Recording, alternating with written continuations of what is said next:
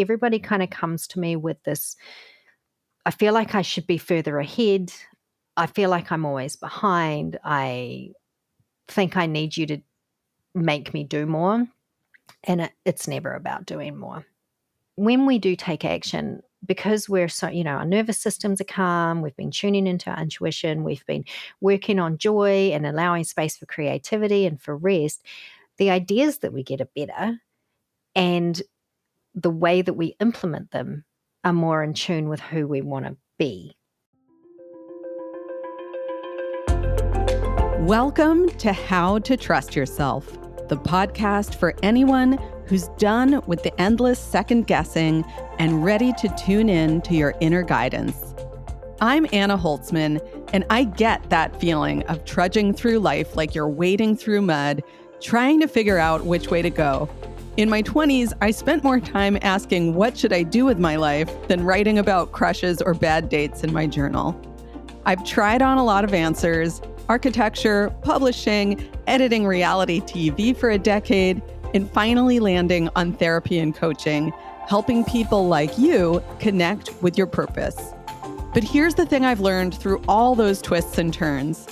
Trusting yourself is the key to moving forward, even when the path feels messy. So if you're ready to stop doubting yourself and start listening to your gut, you're in the right place. Let's dive in. Welcome back, dear listener. Today, I have a guest who is all about helping ambitious women entrepreneurs step into their CEO queen energy and build businesses with more ease, joy, and alignment. Michal McCracken is a transformational coach and the host of the Space and Grace podcast. She helps women simplify their path to success through a mix of mindset shifts, intuitive strategy, and practical tools so they can boost their confidence, trust themselves, and create the freedom-filled life they dream of. Michal has been on her own journey from burnout to transformation, and today she's sharing her wisdom on how to balance structure with flow, ambition with ease, and strategy with intuition. If you've ever felt like you're pushing yourself to succeed at the expense of your well-being, or if you're craving a business that feels just as good as it looks on paper, you're going to love this conversation. Let's get into it. Michal, it's so lovely to see you again. And thank you so much for being here. I'm really looking forward to this conversation. Yeah, me too. Thanks for having me. My pleasure. So I'd love to just start off by having you introduce yourself to this audience and sharing a little bit about what it is that you do currently and who you help. Yeah, so I'm Michal McCracken from Space and Grace Coaching and also the Space and Grace podcast. So I help women business owners who are prone to taking a lot of action and hustle and forcing results and the inevitable burnout that comes with that sort of behavior. And I help them, first of all, get really clear on what they actually want their life and business to look like. And then we start removing all of those limiting beliefs and all that outdated programming that's keeping them in hustle mode. And we start implementing more feminine business principles like learning how to tune into your intuition, learning how to take aligned action, rest, joy, moon phase planning if we can make it work for their business, and basically just getting them out of that hustle mode that we were all taught as the only way to get to success, and really aligning more with those feminine business principles that allow us to build businesses that we really love and enjoy and that are really sustainable. I am so excited to be having this conversation with you. I'm really glad to be able to share this conversation with my audience, but selfishly, I'm just so excited to glean all of your wisdom on this because these are some things that I help clients with as well. And I'm very much on my own learning and growing curve with it. And it's so helpful to hear from other people who have been on this path, who've gleaned their own wisdom. And, we all have our own special sauce with this stuff. And I know that you do too. And it's like, this is not a one and done process, unlearning that.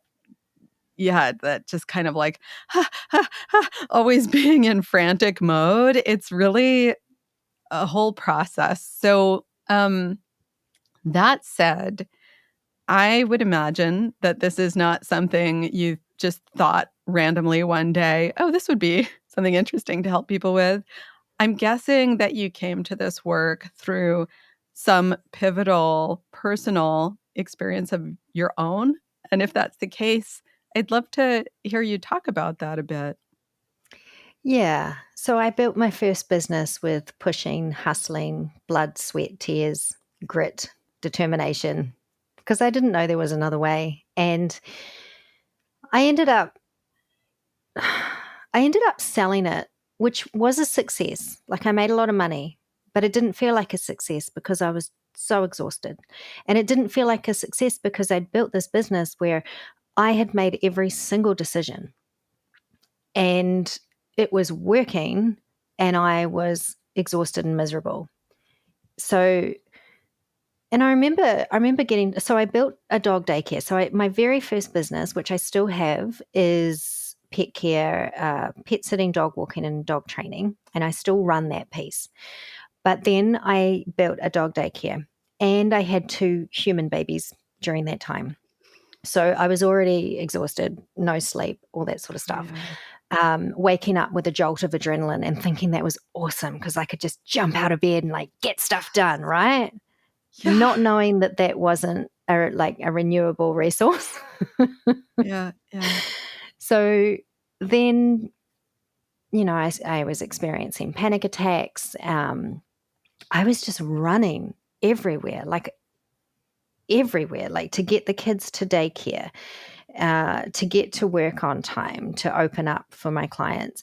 And it even occurred to me the other day, like I was open for 11 and a half hours and I had a whole team that helped me with that. But it occurred to me the other day that the reason I was open those hours was because that was what was most helpful for my clients. But that was Yeah. not helpful for me. And this is years later now, right? Like I sold that business in 2018. But basically, if I were to do that business again, which I don't have any intention of doing, but if I was going to do it, I'd really be doing it what's best for me. And Yeah. everybody else can just play along and come to my party. So these are the sorts of things, I didn't know any better. I didn't know how to set prices. I just set prices based on what other people in the city were charging.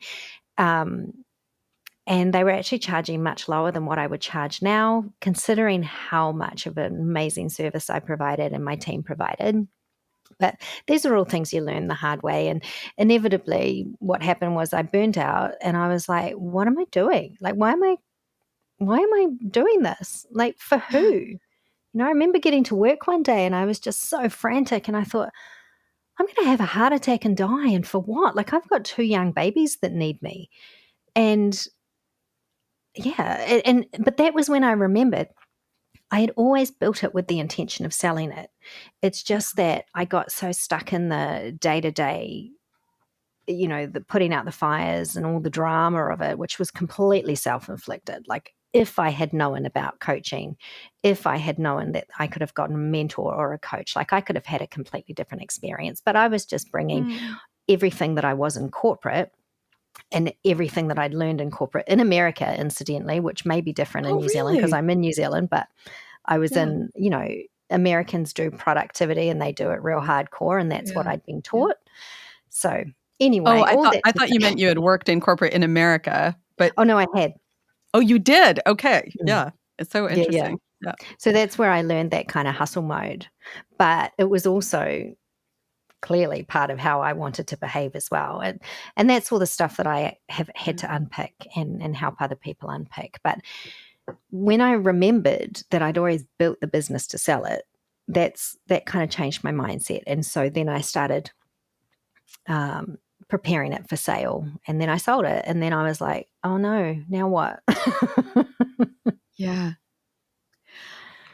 This is amazing. And there's just, your story is very unique and it has themes in it that I think virtually every listener will relate to around learning this way of relating to work that is, I think you could say, codependent. Like, that framework I think applies here when I heard you say I was doing what was good for my clients, but not considering what's good for me. I mean, we're sort of taught that that's like what it is to be good at what you do, is to be selfless and not even think about, do I need sleep? Do I need to break for lunch? All of these really basic kind of things. Um, and so many people will relate to the eventual burnout. It's like, I love that you said that there was a time when you felt like it was a great thing to wake up with anxiety because it meant you would spring out of bed. And I can completely identify with that. There are aspects of that are like addictive, I think. But what did it look like for you? What did the burnout look like for you? Because for me, I know, like, there are the generalities, but there were some things that were very specific for me. And in my case, I developed um, persistent, recurring, frequent migraine attacks. And that was sort of like the headline of burnout for me. I'm curious what it looked like for you.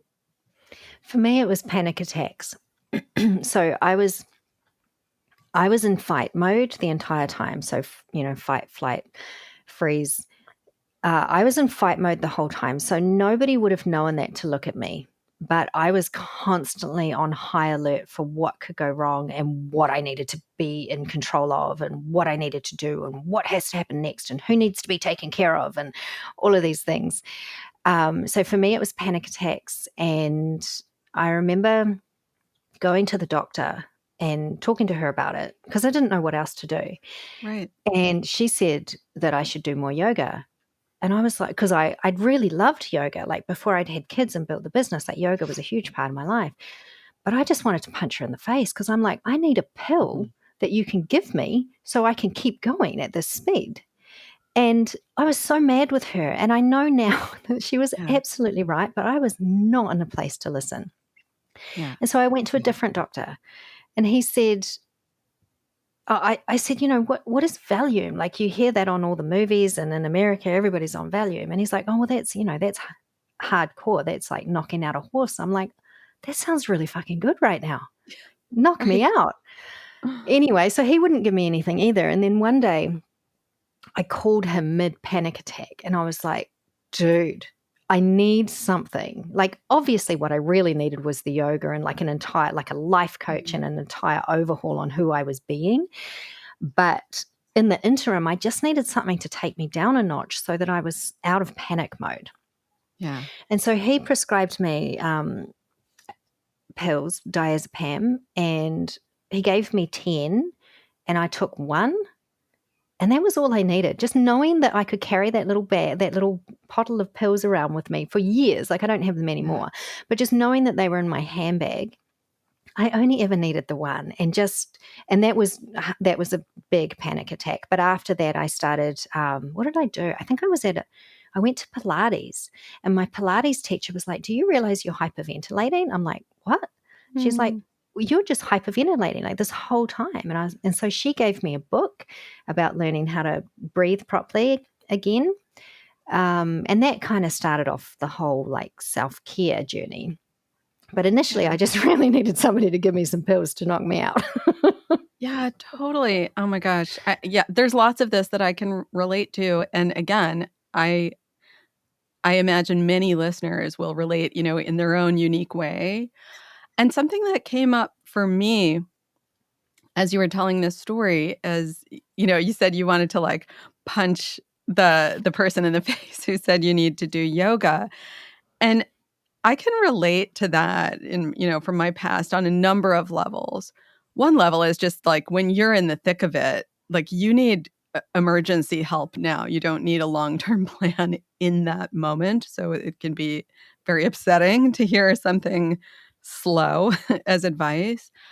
But also, um, I think some of that advice at various times to me sort of felt like someone telling me, "Stop being so ambitious." And I feel like there's maybe a gendered aspect to this as well, whether it's in the advice or in the perception of the advice or both. This idea of like, you just need to slow down, like, stop caring so much about what you do, just relax and. Um, I'm like, "But I really freaking care about my work and I'm ambitious," and, like, I feel like you're telling me that's a bad thing. I'm curious if there was any of that going on for you or your own version of it. Yeah, I remember talking to a friend about my business and wanting it to be bigger. So initially, when I built the business, my whole plan was to have them dotted around the country. And when I got to that point where I could have, I didn't want to anymore because I was so tired. And so that's when I sold it. So, and that was another part of like, I didn't feel like a success when I sold it. Even though I made a lot of money on the one business, I could have made a lot more if I, had different strategies and had more support and Yeah. had a business coach, for example, and a life coach. But I remember talking to my friend about it, and I was like, "Yeah, it's just not successful enough," And she looked at me like I was nuts. She was like, "You've got 2 kids and a successful business. Like anybody on the outside would think that was successful." So I think for me, I heard her, but I still didn't feel it. And I think for me, what would have been really helpful during that time was to be around other people who were doing the same sort of things. I didn't know anybody else who was building a business. I didn't know any other entrepreneurs. I didn't know anybody I didn't have any mentors in the dog daycare space. Like there was no, I didn't know to look for it.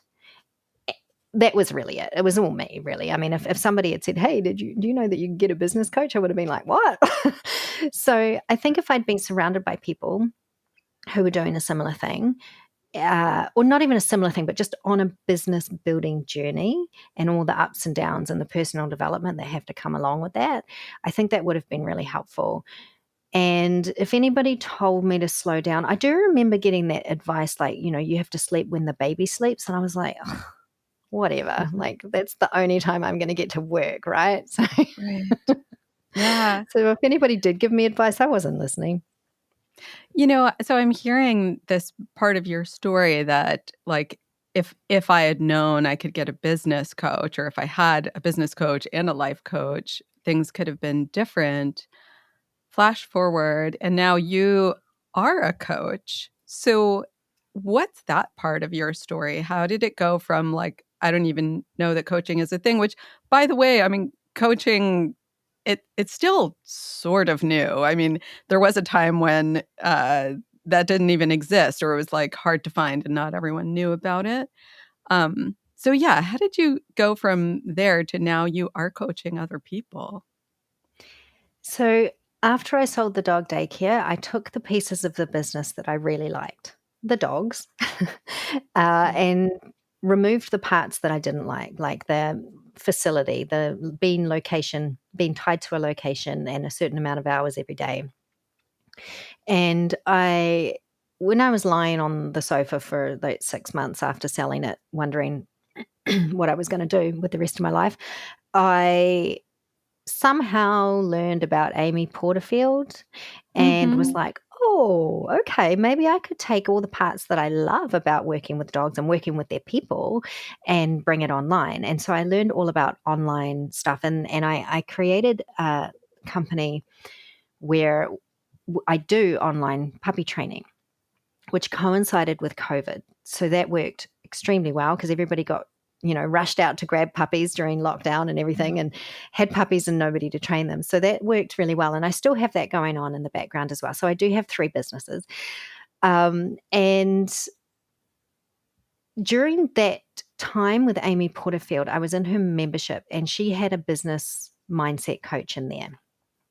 So that's the first time I experienced coaching, and I was like, "Wow, this woman has just tipped everything that I thought I knew about myself upside down." Mm. And that kinda started me on the whole coaching thing. So I like to go deep into everything that I'm fascinated with, and so I learned all about coaching. I got certified as a coach. So that's the very shortened version. It was a lot more windy and wiggly than that, of course. Yeah. Um, and then, but I was still bringing that hustle mode and that real doing and taking lots and lots of action into that business. And I was still dancing around the edges of burnout. And I was like, no, this isn't right. Like, this isn't what I want. I don't just want to build another business with the same behaviors. But I didn't know what my other options were. So I started looking into the more kind of woo side of things, like the intuition, the cyclical planning, all of that sort of stuff. And so that's where I And gathered all I of that I know information. what you mean by cyclical planning, but I think well, first of all, is it okay if I just pause for one moment, to say for listeners who don't know who Amy Porterfield is, she's a wildly popular, coach who teaches people online marketing and also how to create online courses. Um, and then cyclical planning, can you speak a little bit about what that means? Yeah. So some younger women, younger than me, are able to plan their schedules out based on their period, based on their menstrual cycle. So there's different Yeah. phases where you feel like doing different things. And so you kind of plan your business around that. For me, that was never an option because mine's all over the place.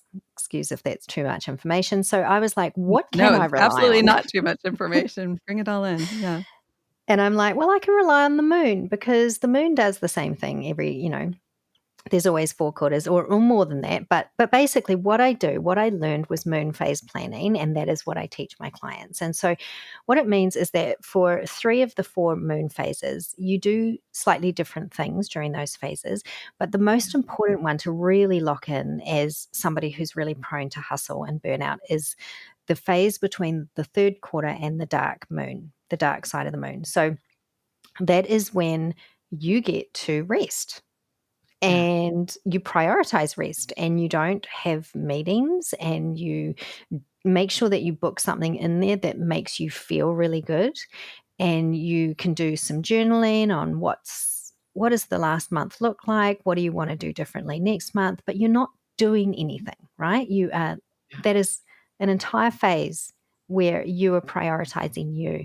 And that's where I get everybody to start, because all of my clients are the same as me, right? They resonate with what I'm saying, and they also don't prioritize self-care, which incidentally I used to gag when I heard that term. I was like, "Ah, Totally. gross. What is that?"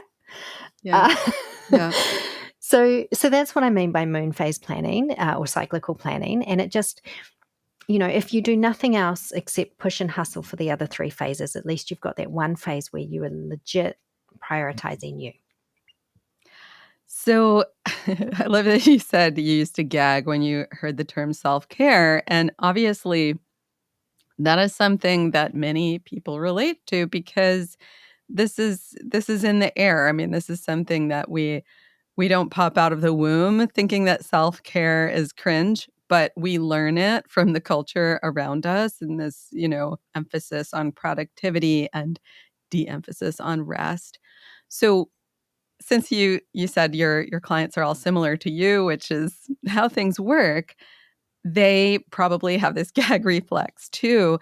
How would you just like what are some of the common points of resistance that come up with the clients you work with and how do you help them through? I don't know if there's like one in particular that comes to mind. It's really, really hard to let go of hustle equals success. Yeah. And so, like you mentioned at the beginning, it's not a one and done. It is very much learning how to catch yourself in those moments and choose a different path. So, choose to ease up, choose to relax. I'll give you an example from Sunday, from yesterday or 2 days ago for me. I was gifted a night in an Airbnb. It was beautiful. It was up on this big hill surrounded by native birds, outdoor bath, indoor bath. Like, it was just really cool. Mm. And so I got to stay there. My girlfriends bought it for me, and I got to stay there.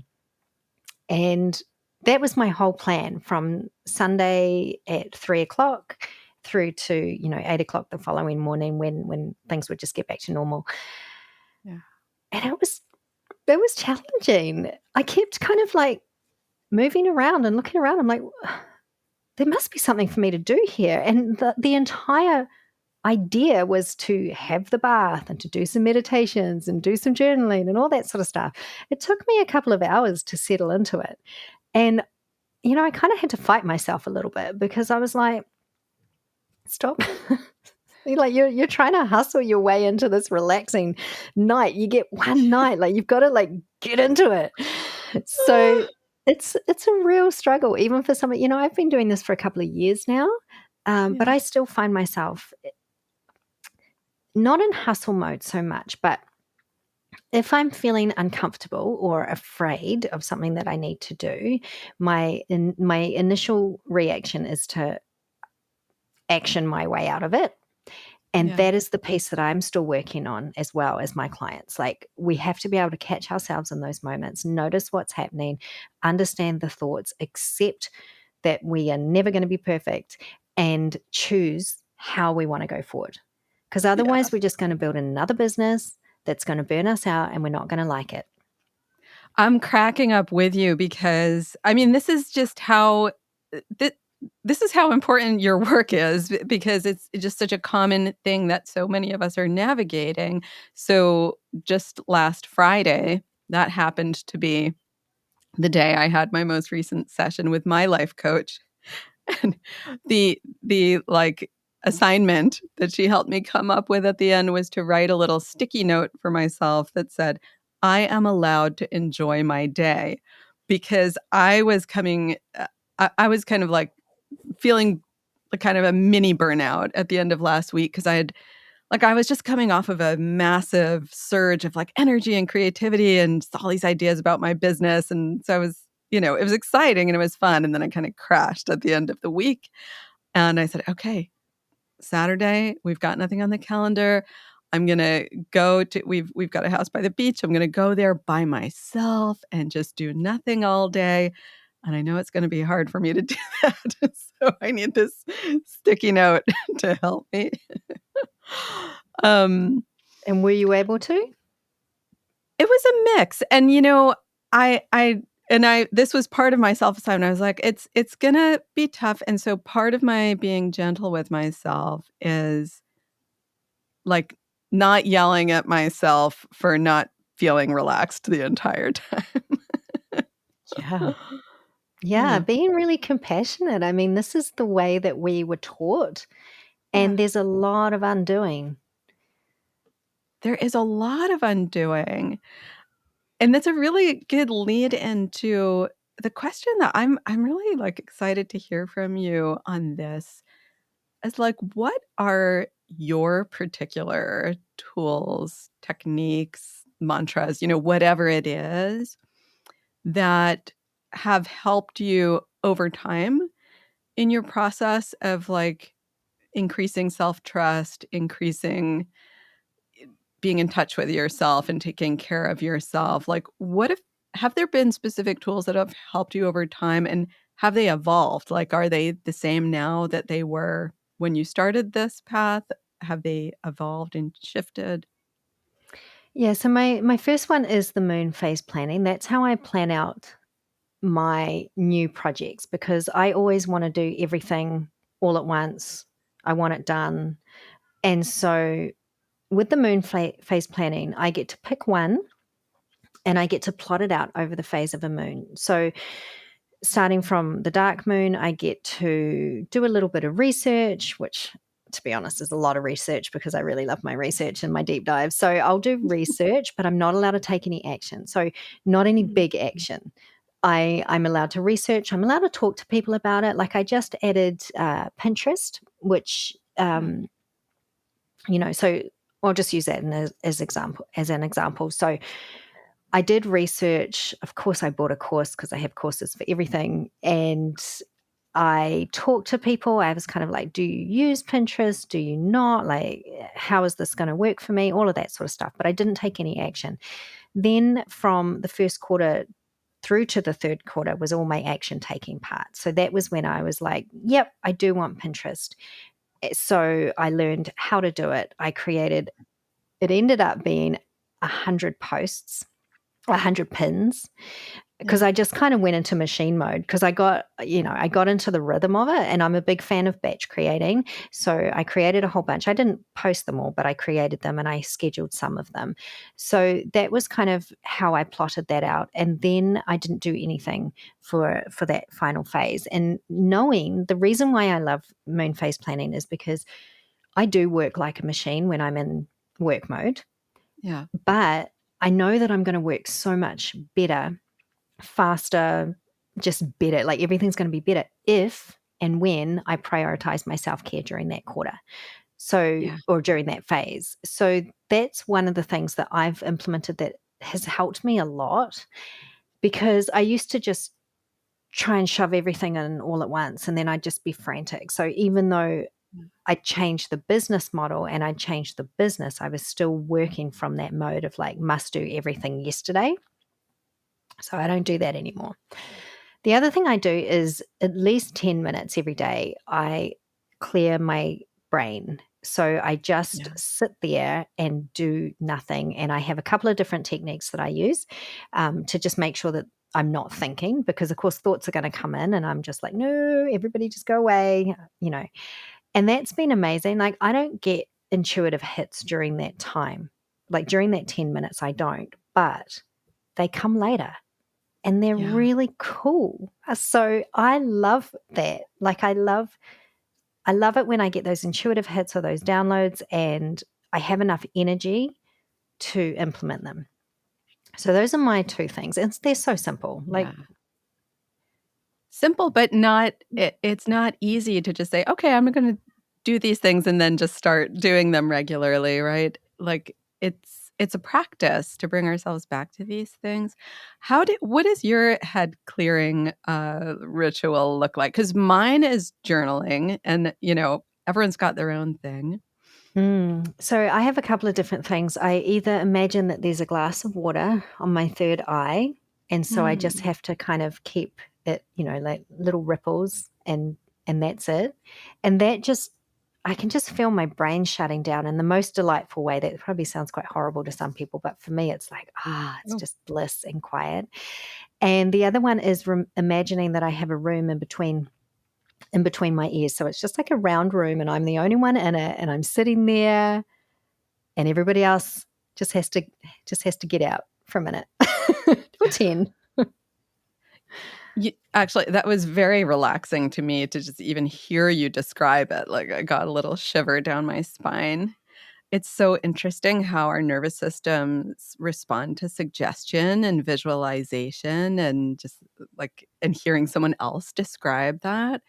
Um, Something I'd really love to ask you on behalf of many of my listeners is you're a mom of both fur babies and human children.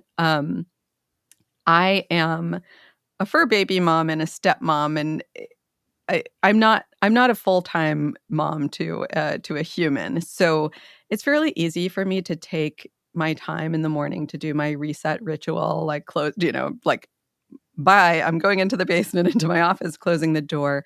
But I know a lot of moms really struggle with this, particularly like when to do it during the day. Do you have any? I don't know. I don't know if it's words of advice or just how you do this. Yeah. I mean, my boys are older now. So my boys are 12 and 16. So I do feel like I have a lot more space. Yeah. So when they were little, I wasn't very good at it, to be honest. Like, I was building my dog daycare at the same time as I had little babies.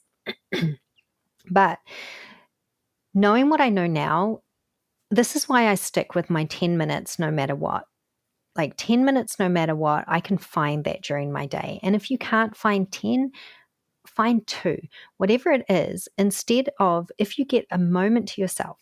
So maybe you're sitting in traffic and the child is quiet, which doesn't always happen, and you're at a red light. Like, maybe that's your cue where you're like, I'm not going to pick up my phone. I'm just going to sit here and I'm going to ground myself, or I'm going to think about that glass of water between my eyes, or whatever it is. And just these little micro doses throughout the day, I remember I was walking my first son, to a playground, and he was running across the field towards the playground, and I was like, this is the only 3 minutes I'm gonna get to myself in, like, the next week, and so I was like, "I am really gonna enjoy the crap out of this. I'm gonna feel the grass, I'm gonna feel the breeze," and so by the time I got to him, like, he was perfectly safe running ahead of me. He was not anywhere near traffic or anything like that, and so it's just about taking those little moments where you can and not picking up your phone,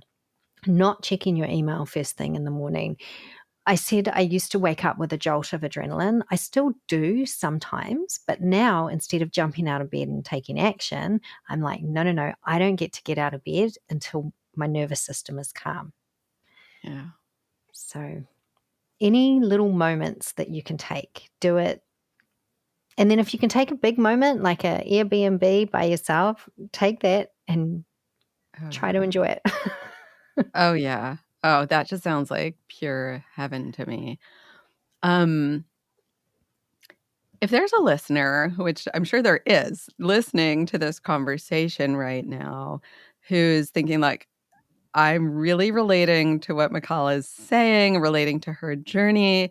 I want to be going on this path that she's describing of kind of unlearning that hustle rhythm and finding a new way of relating to work and to building a business.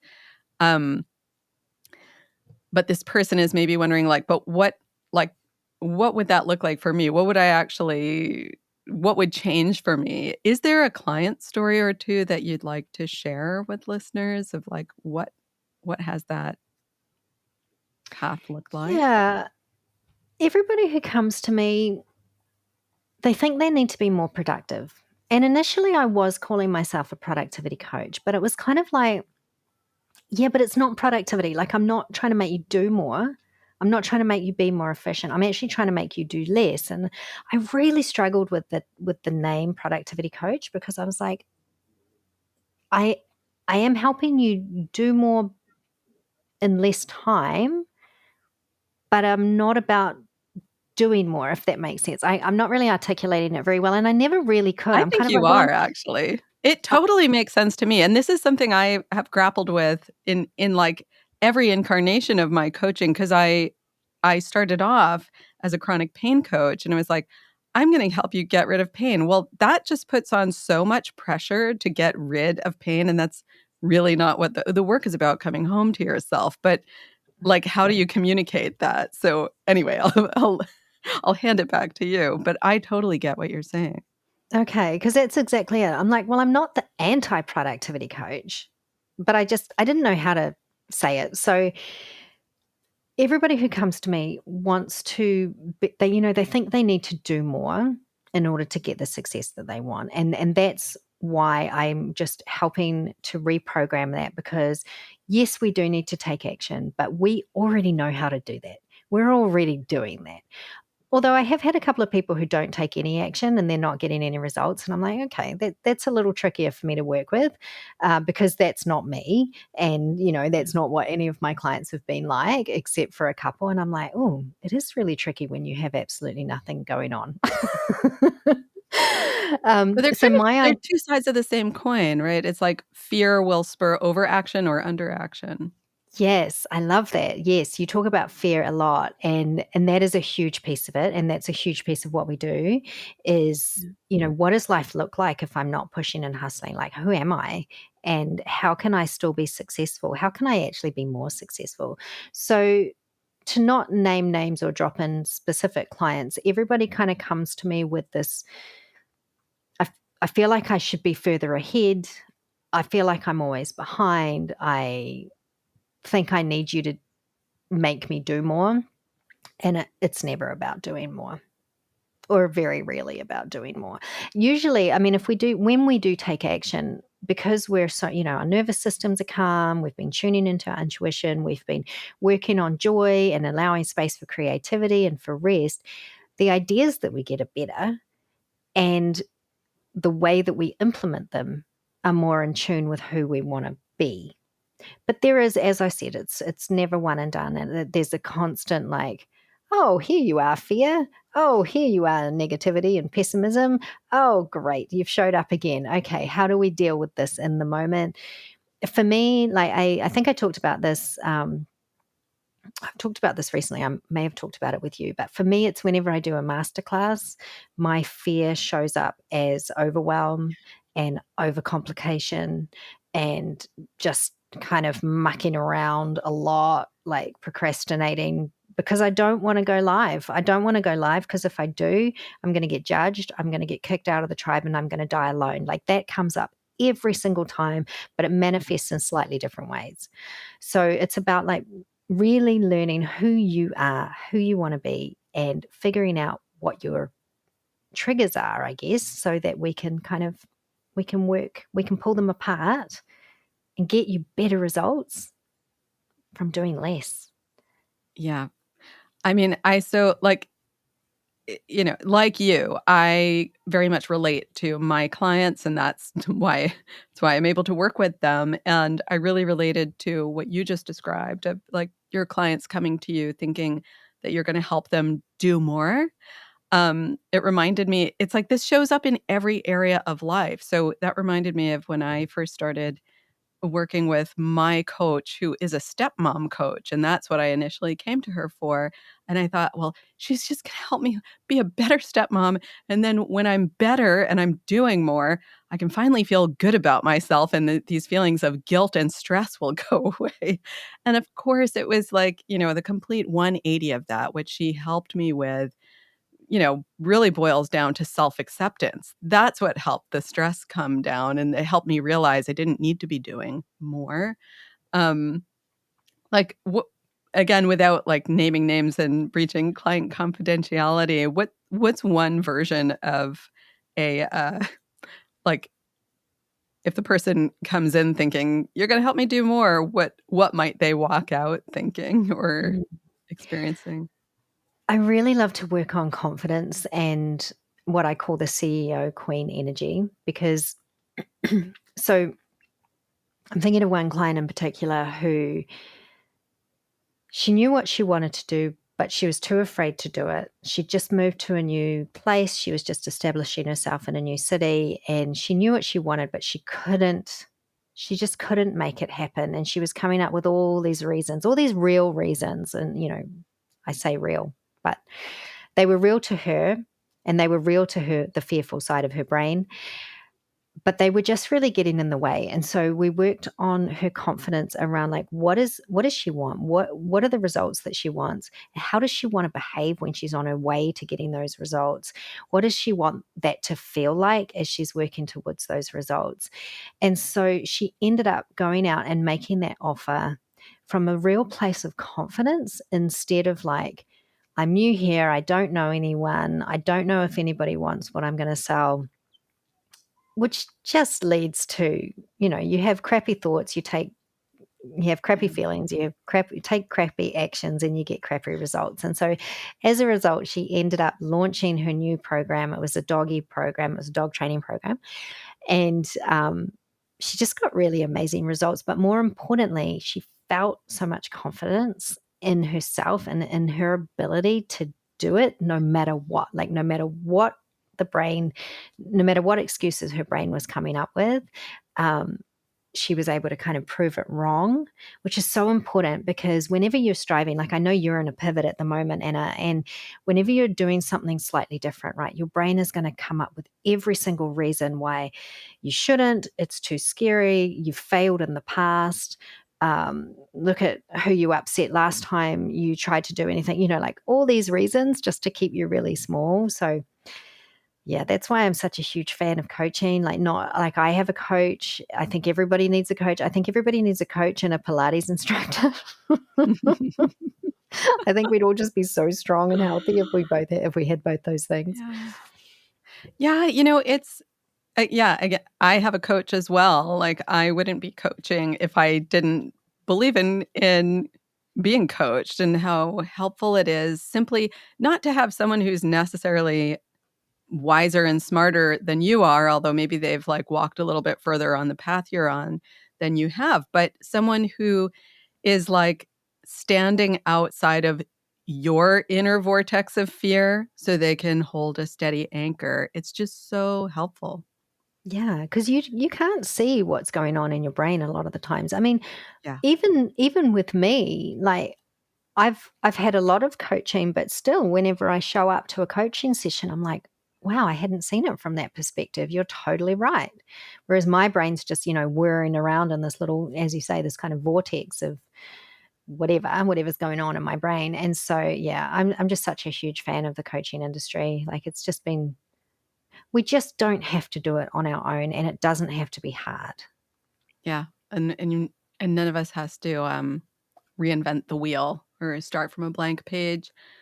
Speaking of which, um, what would you say is your growing edge these days as you continue to, you know, walk along your own journey of running a business in a way that's more in tune with your own well-being, balancing structure and flow? Like what what is the edge that you're personally leaning into these days?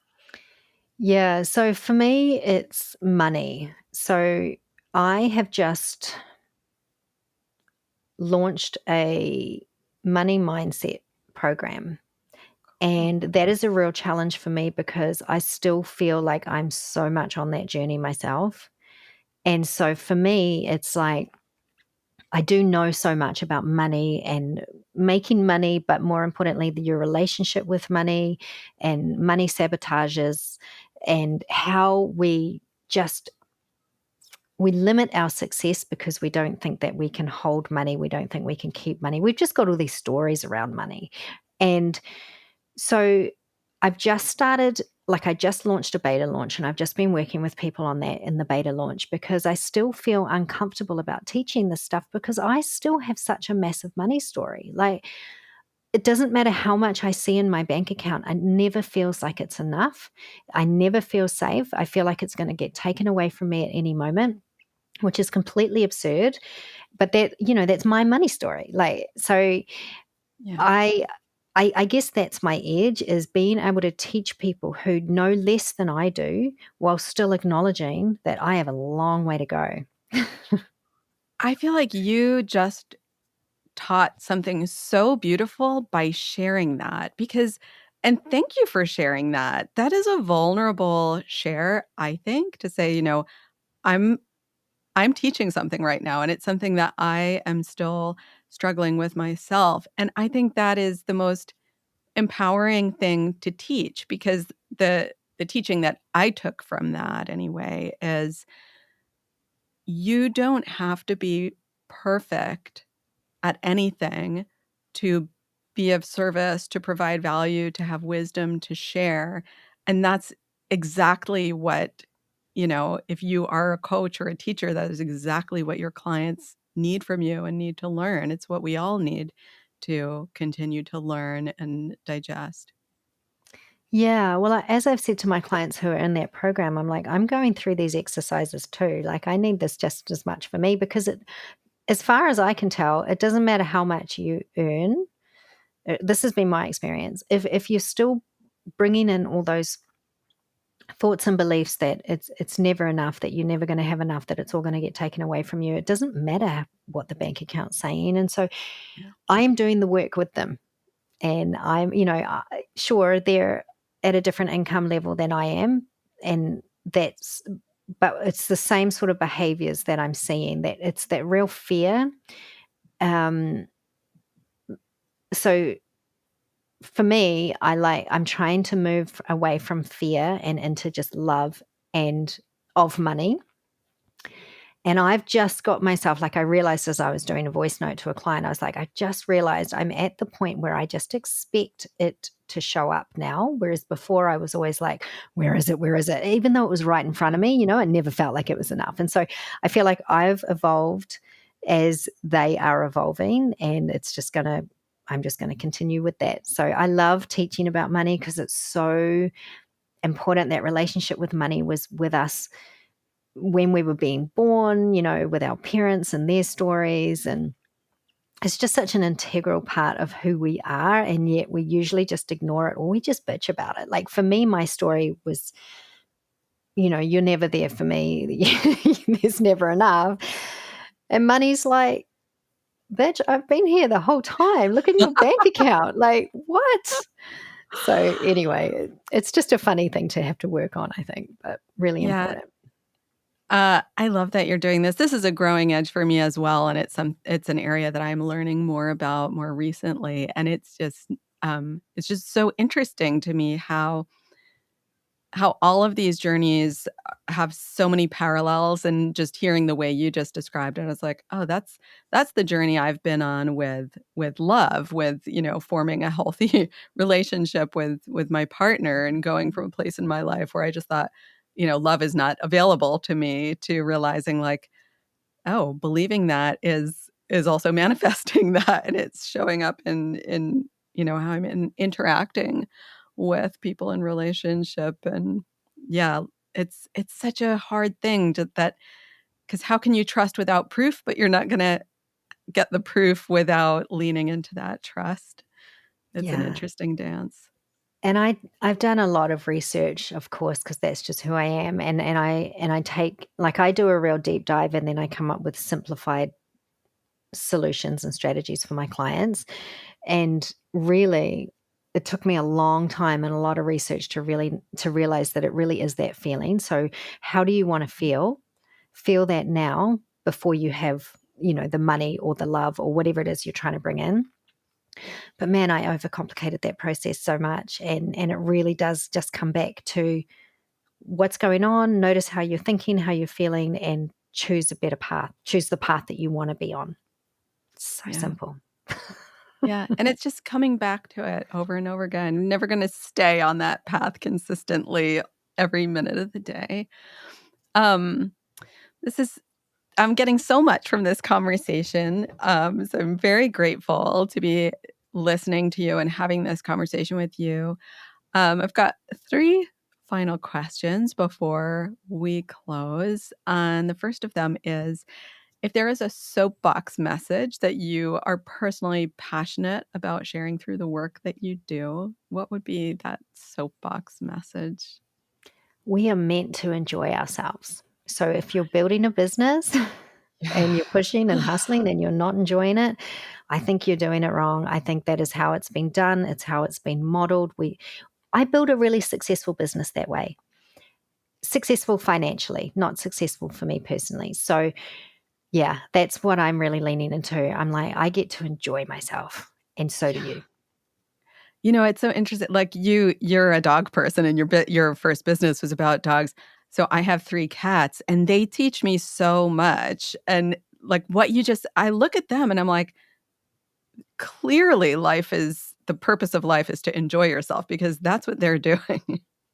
I always say that, if I get to come back as anything, I wanna come back as a well-loved cat, because man, that existence is glorious. My cat is just like, I'm sleeping, and now I'm playing, and now I'm eating, and now I'm sleeping. I'm like, "Yep, that's it right there." It's delicious. They're great teachers. Yeah. And I am a humble student.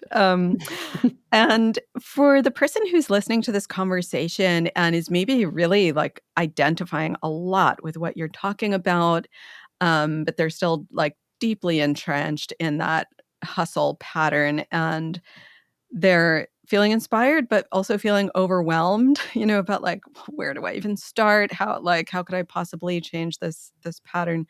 What word of encouragement would you give to that person? Word of encouragement, just there is yeah, without overwhelming, because I was gonna say there's so many resources out there, uh, but I don't yeah, anybody who's overworked and overwhelmed, the last thing they need is more staff. I would honestly say book a free call with a coach. Like, just give most coaches give, like, a free kind of discovery call, and you don't have to commit to anything, but having time with somebody who's gonna hear you and reflect back what you're saying, and you're gonna always walk away, whether it's 15 minutes, 30 minutes, 45, whatever, you're always gonna walk away with something that you can use to go forward. Because, I mean, I know that both of us are very pro coaching, but I've never met anybody who didn't benefit from coaching. And if you can grab a free call, like I don't know, do you do free calls, Anna? I do. Free, Yeah. yep, Yeah. same. So do that. If nothing else, book a call and show up, because I know that when you're overwhelmed, you feel like we're going to make you do stuff, but really we're going to help you do way less and get better results. That's the perfect tie into my final question, which is where can people find you and what can they reach out to you for, including, it sounds like a free call? Yeah, well, you can access my free call, and I've got some other resources on there, including how to do moon phase planning and some other workbooks on www.spaceandgrace.me/resources. So you can grab whatever floats your boat, and you can also book a call from there. And yeah, thank you. Thank you for letting me say that and for having me. Absolutely. Thank you so much for connecting with me. It's just like been such a pleasure to meet you and starting to get to know you. And I look forward to continuing to know you and to chat with you soon, hopefully. Awesome. Thanks a lot. If you enjoyed today's episode, please do me a favor. Hit that follow button so you don't miss a thing and leave a rating or review. It helps more people find this show, and honestly, it makes my day. And if you're looking for more ways to trust yourself and start listening to that gut instinct of yours, come hang out with me on Instagram at Anna_Holtzman. Let's keep the conversation going. Thanks so much for listening, and until next time, trust yourself. You've got this.